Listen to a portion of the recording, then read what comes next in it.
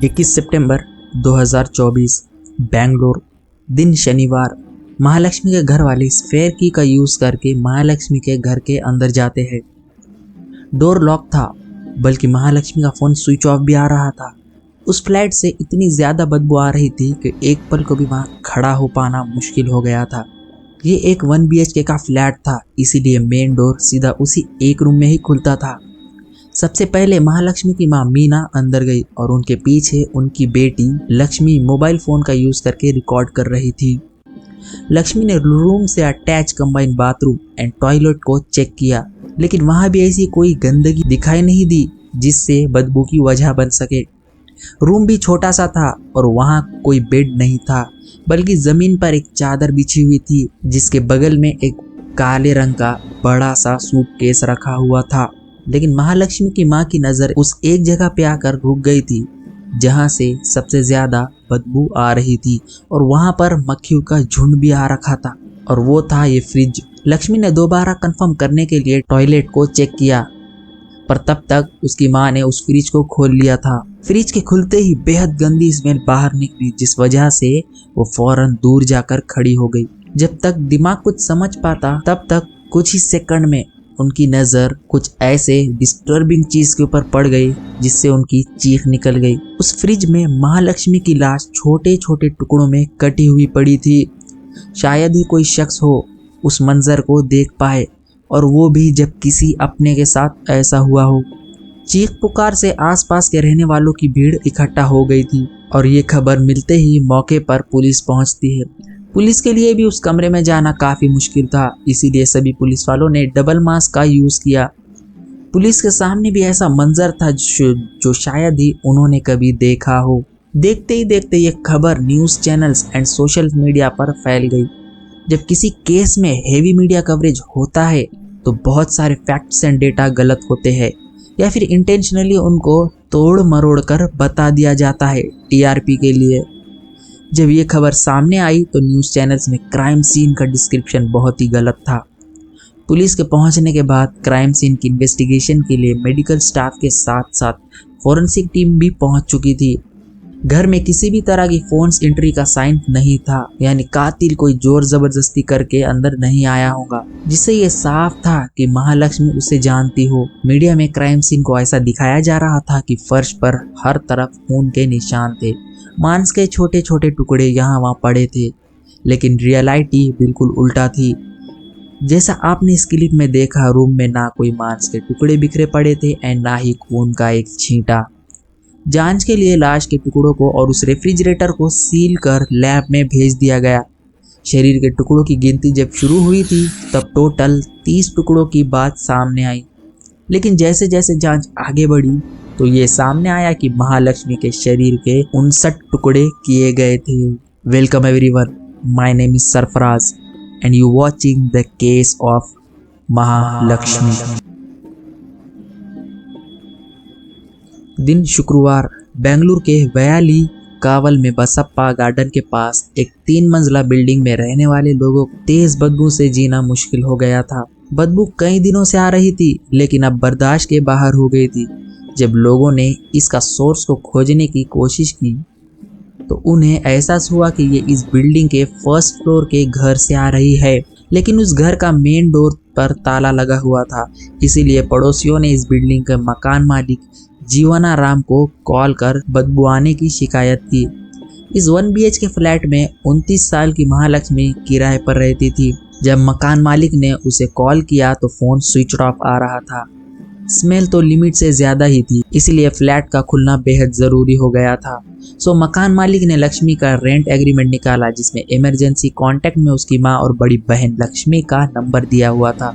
लक्ष्मी को कॉल कर बताया गया कि तुम्हारी छोटी बहन महालक्ष्मी के घर से बहुत तेज बदबू आ रही है, और ना सिर्फ उसके घर पर ताला लगा हुआ है बल्कि उसका फ़ोन भी स्विच ऑफ आ रहा है। लक्ष्मी ने ये बात अपनी माँ और अपने भाई को बताई। शाम के 7 बज गए थे, इसीलिए उन्होंने महालक्ष्मी का घर अगले दिन सुबह जाने का फैसला किया, और अगले दिन वो वहीं था जब माँ मीना और बड़ी बहन लक्ष्मी और उसका पति इमरान उसी बिल्डिंग में पहुंचते हैं। पुलिस की टीम ने ये रिवील किया कि बॉडी पार्ट्स काफ़ी ज़्यादा सड़ गए हैं, जिस वजह से उसमें कीड़े लग गए थे। ये चीज साफ दिखा रहा था कि मर्डर हुए काफी दिन बीत चुके हैं। क्योंकि बॉडी फ्रिज के अंदर थी इसलिए स्मेल बहुत दिनों तक घर के बाहर नहीं जा पाई। पुलिस ने इन्वेस्टिगेशन शुरू की और सबसे पहले महालक्ष्मी के बारे में बैकग्राउंड निकालना शुरू किया। महालक्ष्मी की मां मीना राणा और पिता चरण सिंह ओरिजिनली नेपाल के थे और 2 बेटे हुकुम सिंह और नरेश सिंह। लक्ष्मी की शादी इमरान से हुई थी और शादी के बाद लक्ष्मी ने अपना नाम बदलकर शाहिदा कर लिया था। और महालक्ष्मी की शादी हेमंता दास से हुई थी और उन दोनों की एक बेटी भी थी। लेकिन पिछले साल सितंबर 2023 से महालक्ष्मी अपने पति हेमंता से अलग रहने लग गई थी। ऐसे केसेस में पहला शक तो पति पर ही जाता है, इसीलिए पुलिस की लिस्ट में हेमंता दास फर्स्ट सस्पेक्ट था। हेमंता के मोबाइल एक्सेसरीज की शॉप थी। वही महालक्ष्मी की मल्लेश्वरम में फैशन फैक्ट्री नाम की क्लोथिंग आउटलेट में जॉब करती थी। हेमंता ने पुलिस को बताया कि महालक्ष्मी का बाहर किसी से अफेयर था और इसी बात को लेकर दोनों के बीच में लड़ाई होती थी। लेकिन दोनों के बीच डिवोर्स हुआ ही नहीं था। महालक्ष्मी हेमंता को छोड़कर चली गई। पहले 4 महीने तो उसने अपनी बेटी को साथ रखा, लेकिन बाद में उसने हेमंता के पास उनकी बेटी को भेज दिया और अब हेमंता ही अपनी बेटी को पाल रहा था। महालक्ष्मी बस 10-15 दिन में अपनी बेटी से मिलने आती थी और अभी 25 से 30 दिन पहले ही अपनी बेटी से मिलने उसकी शॉप पर आई थी। अलग होने के बाद महालक्ष्मी कुछ दिन तो अपने माँ के साथ रही, लेकिन बाद में वयाली कावल के इस 1 BHK अपार्टमेंट में वो शिफ्ट हो गई थी। पड़ोसियों से पुलिस ने पूछने पर पता चला कि महालक्ष्मी तकरीबन 5 महीने पहले ही यहाँ शिफ्ट हुई थी। वो जॉब के लिए सुबह 9:30 बजे निकलती थी और देर रात 10:30 बजे तक आती थी। इसीलिए उसके मोहल्ले में किसी से भी उसकी कोई खास इंटरेक्शन नहीं था। पुलिस ने हेमंता को दोबारा पूछताछ के लिए बुलाया। हेमंता और महालक्ष्मी की शादी को 6 साल हो गए थे, लेकिन दोनों के रिश्ते में खटास तब आना शुरू हुई थी जब हेमंता को महालक्ष्मी के कैरेक्टर पर शक हुआ। हेमंता ने पुलिस को 3 नाम बताए। एक स्टोर का मैनेजर जहां ये काम करती थी, एक कॉमन फ्रेंड और तीसरा नाम जिस पर हेमंता को महालक्ष्मी के कातिल होने का पूरा शक था। क्योंकि एक दिन छुपके से महालक्ष्मी के मोबाइल फ़ोन चेक करने पर उसने उन दोनों की चैट्स पकड़ ली थी और वही इंसान उनके रिश्ते टूटने की वजह भी बन गया था। वो शख्स था अशरफ, जो बाय प्रोफेशन बेंगलुरु में एक बार्बर था और उत्तराखंड से बिलोंग करता था। अफेयर के चलते हेमंता ने अशरफ के खिलाफ नीला मांगला के पुलिस स्टेशन में कंप्लेन की, जिसके जवाब में महालक्ष्मी ने उल्टा अपने हस्बैंड हेमंता पर ही फिजिकल असॉल्ट करने की शिकायत दर्ज करवा दी। एक लड़की का दूसरे धर्म के लड़के से अफेयर होना और फिर उसकी लाश टुकड़ों में फ्रिज के अंदर मिलना, ये चीज़ मीडिया में बहुत चल रही थी। मई 2022 में हुए श्रद्धा आफ्ताब मर्डर की चर्चा फिर से होने लगी, जिसमें आफ्ताब ने अपनी लिविंग पार्टनर श्रद्धा वाकर के 35 टुकड़े करके एक फ्रिज में भर दिया था। लोग इस केस को लेकर अपने अपने ओपिनियन दे रहे हैं, लेकिन इस दुनिया से सच कोसों दूर था। हेमंता की कई सारी बातें पुलिस को वेरीफाई करने पर सच मिली, जिस वजह से वो अब सस्पेक्ट लिस्ट से बाहर था। पर पुलिस के लिए अशरफ अब प्राइम सस्पेक्ट था। इंट्रोगेटिंग में पता चला कि अशरफ ने महीनों पहले ही महालक्ष्मी से दूरी बना ली थी हेमंता के चलते। अशरफ के बयान की सच्चाई पुलिस को location tracking and call record को वेरीफाई करने पर पता चली।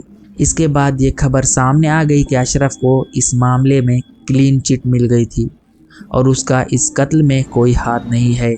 अब पुलिस के सामने 2 और सस्पेक्ट थे, जिनसे पूछताछ के लिए एक टीम मल्लेश्वरम के उसी क्लोथिंग स्टोर में पहुंच जाती है जहां महालक्ष्मी जॉब करती थी। लेकिन कॉल डिटेल्स और इन्वेस्टिगेशन में मिली न्यू लीड से इन दोनों की भी सस्पेक्ट लिस्ट से हटा दिया गया था और पुलिस के सामने एक नया नाम आया, जिस पर पुलिस को तब शक हुआ जब ये पता चला कि महालक्ष्मी 1 सितंबर को स्टोर पर आई थी और नेक्स्ट डे से वो लीव पर थी और उसी दिन स्टोर पर काम करने वाला एक शख्स भी गायब था, जिससे पता चल रहा था कि वो लड़का महालक्ष्मी से कुछ इंटरेक्शन रखता हो। जब महालक्ष्मी और उस शख्स की कॉल डिटेल्स निकलवाई गई तो पुलिस को मिला कि दोनों काफ़ी वक्त से एक दूसरे के कांटेक्ट में थे और दोनों के बीच काफ़ी कॉल एंड मैसेजेस एक्सचेंज हुए थे। एंड 2 सितंबर को भी दोनों के बीच बातचीत हुई थी। जब उस शख्स को कॉल किया गया तो फ़ोन स्विच ऑफ आ रहा था, इसीलिए पुलिस ने उस आदमी के कॉल रिकॉर्ड में लास्ट डायल्ड नंबर से कांटेक्ट किया, जो बेंगलुरु में रह रहे स्मृति रंजन को लगा। पुलिस ने जब स्मृति रंजन से पूछताछ की तो पता चला कि स्टोर में काम करने वाले शख्स का नाम है मुक्ति रंजन राय और वह उसका भाई है। पुलिस अब धीरे धीरे गुनहगार की तरफ बढ़ रही थी। मुक्ति रंजन के 2 भाइयों और उसकी मां के दिए गए बयान से पुलिस के सामने इस केस की तस्वीर पूरी तरह से साफ हो गई थी। क्या है इस पूरे केस का सच, इस चीज को समझने के लिए चलते हैं आज से लगभग 6 महीने पहले, जब मुक्ति रंजन उसकी क्लोथिंग स्टोर में काम करने आया।